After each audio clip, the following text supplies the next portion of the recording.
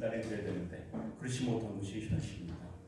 그리고 MBC 내부에서도 지금 현상에 대해서 많이 울분을 느끼고 있고 부당함을 느끼고 있지만 말을 못하고 있습니다. 이렇게 MBC에서 퇴직한 지 12년이 지난 선배가 나와서 여러분들에게 MBC의 문제를 호소하는 것은 MBC 내부의 언로가 막혀있고 MBC 내부와 사회와의 소통이 막혀있다는 것을 증명하는 거 아니겠습니까?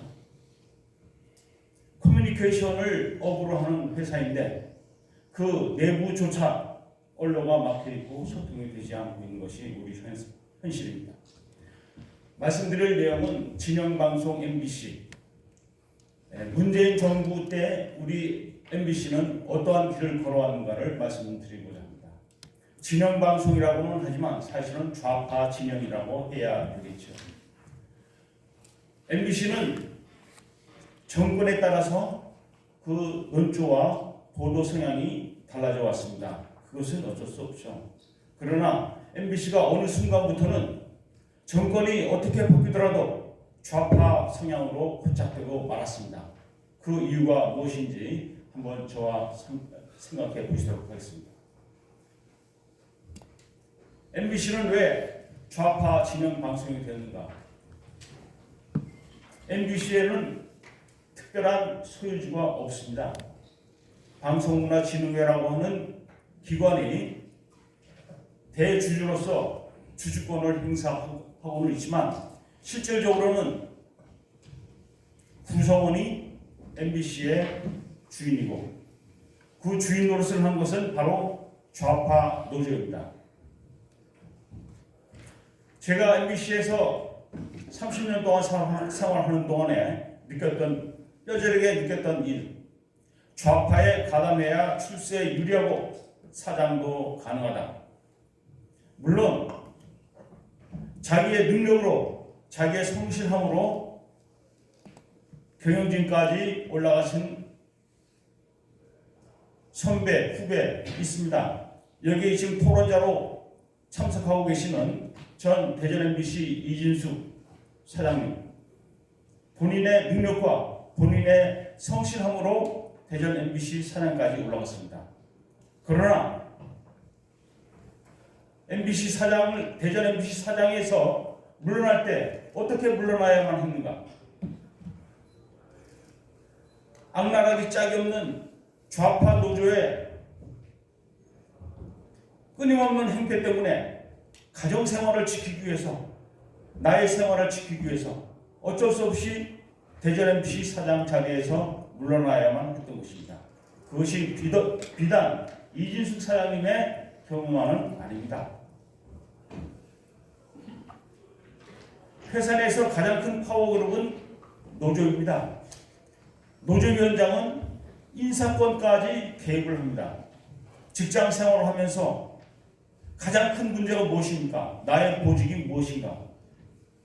내가 어느 자리에 가서 일을 하게 되는가? 이것이 가장 큰 관심사인데 내가 아무리 열심히 일하고 성과를 내도 노조에서 아무개는 한직으로 보내야 되겠습니다.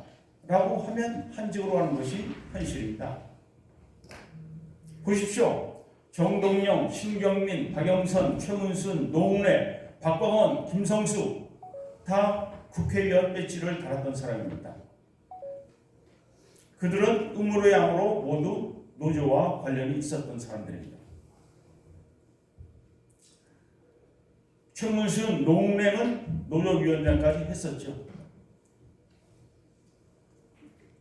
이와 반대로 노조에 반대해서 좌파에 반대해서 우파에 섰다고 우파에 서는 직원들은 어떠한 결과를 맞이하게 되느냐?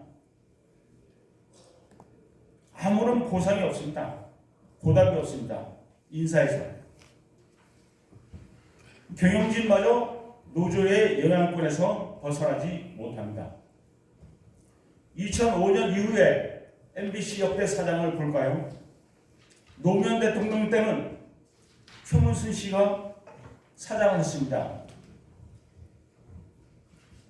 사장, 부사장, 이사, 국장, 부국장, 부장 밑에 부장 대우였던 최은순 씨가 사장으로 임명됐습니다. 왜? 좌파 정부였기 때문에 가능했습니다. 이명박 대통령 때는 엄기영 사장이 MBC를 이끌었는데 이 우파 정부에서 엄기영 사장은 과연 무엇을 했습니까? 광우병 파동을 수수방관했습니다. 그 이후에 부임한 김재철 사장은 우파 사장으로서의 역할을 충실히 했다고 봅니다. 박근혜 정부 들어서 처음 MBC 사장은 누구였느냐? 노조위원장 출신인 김정국 씨였습니다. 좌파 정부에서 노조위원장 출신이 사장을 한 것은 뭐 이해할 수 있죠. 그러나 우파 정부에서도 노조위원장 출신이 사장을 하는 것이 MBC의 현실입니다. 그 후에 MBC 사장으로 부임한 안광한 씨는 박근혜 정부가 몰락할 때 오히려 촛불 세력과 영합을 했습니다. 위기를 느낀 박근혜 대통령이 MBC 경영진에다가 호소했습니다. 나의 이 억울한 심정을 MBC에서 국민에게 직접 호소할 수 있는 기회를 만들어달라. 그러나 안광한 사장 또 보도이사였던 김장겸 이사는 박근혜 대통령의 호소를 거부했습니다. 결국 박근혜 대통령은 터무니없는 이유로 탄핵을 당하고 우파 정부와 함께 몰락하고 말았죠. 문재인 때는 누가 MBC 사장을 했느냐? 박근혜 대통령의 몰락을 촉진했던 광화문 촛불 세력과 영합했던 박근혜 대통령의 간절한 출연 요청을 거부했던 보도이사 김장겸이 사장 자리를 이어받았습니다. 그 이후에 최승호, 박성재, 2012년 공영방송 총파업을 주도했던 이 두 사람이 잇따라서 사장 자리를 차지했습니다. MBC가 이렇게 되다 보니까 MBC의 직장 문화가 어떻게 달라지겠습니까? 그저 주인 없는 회사, 노조에 잘 보이면, 노조 활동을 열심히 하면 출세할 수 있는 회사, 이렇게 되고 마는 겁니다. 학연, 지연을 따라서 패거리를 짓고, 학연, 지연이 안 되면 술자리를 만들어서 주연으로라도 패거리를 만들어야 됩니다. 노조에 가입해서 회사 업무는 팽개치고 밤낮으로 투쟁하고 파업하고 해야 MBC 내에서 인정을 받는 구성원이 되는 겁니다. 파업을 해서 투쟁을 해서 파면을 당하거나 며칠 경찰서 보호실 신세를 지면 그것이 커다란 훈장이 되는 것이 MBC 직장 문화인 것입니다. 거기다가 특정 정파를 위한 편파 보도를 한다면 그 특정 정파로부터 계속 포인트를 얻게 되겠죠. 우리로서는 도저히 이해할 수 없는 편파 방송, 가짜 뉴스, 이것이 본인에게는 미래의 출세를 보장하는 하나의 수단이 되는 것입니다. 2017년부터 2020년까지 2023년까지 MBC의 사장들은 모두 하나씩의 훈장을 달고 있습니다. 김장겸, 박근혜 탄핵에 기여한 공로가 있습니다. 최승호, 2012년 총파업 때 주동자의 역할을 했고 그 불법 파업에 책임을 지고 해직을 당했던 사람입니다. 이명박 대통령을 죽자 사자 쫓아다니면서 다스는 누구 겁니까를 외쳤던 PD 출신입니다. 그 투쟁 능력을 인정받아서 MBC 사장에 임명됐죠. 박성계 역시 2012년 불법 파업에 가담했다는 이유로 해직되었다가 문재인 정부에서 다시 사장으로 돌아온 경우입니다. 노조위원장 출신이고요.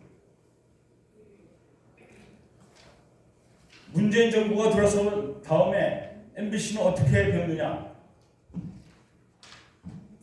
우파 세력에 대한 엄청난 보복, 인사 조치가 있었습니다. 김재철 사장 때 입사한 직원을 중심으로 20명을 해고했고, 파업에 불참했던 우파 세력 조직원들 80명을 창고 비슷한 공간에 다 몰아넣고 꼼짝 못하게 했습니다. 해외 특파원으로 발령받은 지 3개월, 1년밖에 안 된 기자들을 모두 다 불러들였습니다. 본사, 계열사, 지방사 임원 모두 사표를 내야 했습니다. 이러한 수청 작업이 MBC에서만 이루어졌느냐? 그렇지 않습니다. KBS, YTN, 연합뉴스 TV에서도 똑같이 이루어졌습니다. 이때 우파 세력은 완전히 몰락하고 만 것이죠. MBC는 좌파 진영 대변자로 변신했습니다. 기자들만 몰락한 것이 아니고 그 빈자리를 좌파 세력들이 밀고 들어왔습니다. 기자로 들어온 것은 아니죠. 시사 프로그램, 각종 라디오, 텔레비전 시사 프로그램에 이 좌파 연예인들이 자리를 차지했습니다. 안토니오 그람시라고 하는 학자가 공산혁명을 위해서는 문화 정치적 진지를 구축해야 한다라고 강조했는데, 바로 대한민국의 오늘이 그람시가 이야기했던 정치 문화의 진지가 가장 공고하게 구축된 사례가 아닌가 합니다. 어떻게 해야 이걸 바꿀 수 있겠습니까? 문제는 다 알고 있습니다. 그러면 다음 과제는 뭐죠? 어떻게 이걸 해결할 것인가? 바로 MBC를 민영화하는 것입니다. MBC가 공영방송으로 남아있을 이유가 없습니다. 공영방송으로 남아있는 한 사실 노영방송이고 좌파의 진영방송이 될 수밖에 없는 것이 현실입니다. 맞습니다. KBS, YTN, 연합뉴스 공영방송의 노후를 쓰고 있을 이유가 없습니다. 시스템만 바꿔서 될까요? 그 시스템을 운영하는 책임자들도 지금 현상의 문제를 깊이 파악하고 투쟁을 해왔고 투쟁 능력이 있고 투쟁 의지가 있는 그런 인사가 나서야 할 것이라고 생각합니다. 바로 시스템과 인사 개혁, 이것이 우리가 겪고 있는, 우리가 지금 당하고 있는 불공정 방송을 해소할 수 있는 유일한 방안이라고 저는 생각합니다. 감사합니다.